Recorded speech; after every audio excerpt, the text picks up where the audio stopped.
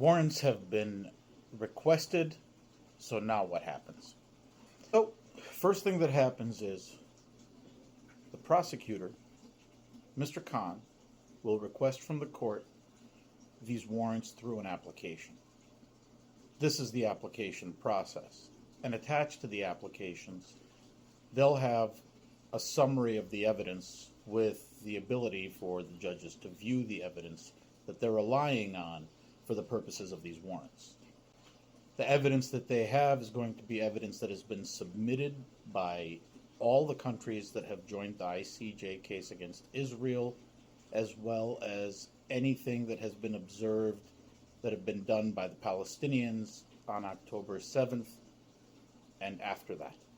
Both parties seem to have an issue with the fact that they are claiming that the prosecutor is starting from October 7th and moving forward and disregarding anything that's happened in the past. But here we are, and what does it mean? Well, how many countries are there? In the United Nations, there are 195 countries, 193 and 2 observer states, the state of Palestine being one of the 2 observer states. How many of those have signed on to the International Criminal Court or the International Court of Justice, the Rome Treaty, the one that gives you jurisdiction? Well, there's, I think, 123 of those, or 124. The state of Palestine being one. And this is where the foresight of the incremental pushes that Palestinians have made through the legislative process over the years is showing some benefit. Whether or not anything happens as a result of it, smart-minded people will realize exactly what it is, the hypocrisy will be seen, and it will be judged for what it is. The fact of the matter is, if one party is a member, that court has jurisdiction. So long as that member party or someone on their behalf brings a cause of action. So how does it get enforced? It gets enforced this way. We know that there are 195 countries and there are 123 or 124 signatories.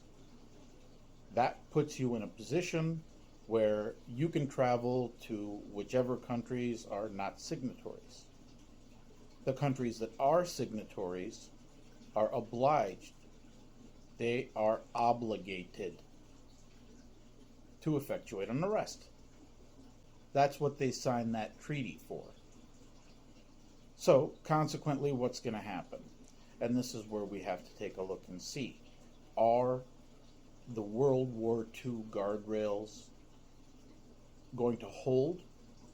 Or is the world intending to burn them down for the sake of Zionism?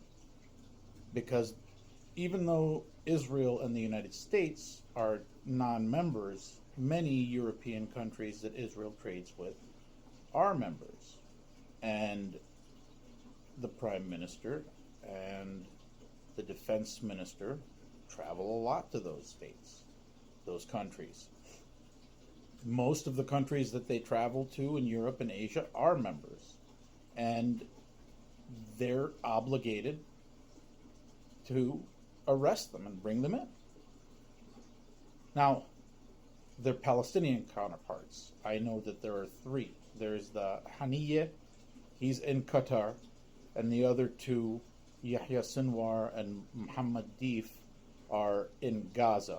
And those are the 3 men that have been from Hamas that the ICJ has issued warrants for.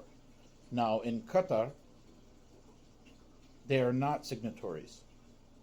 So Qatar has no obligation to surrender Mr. Haniyeh.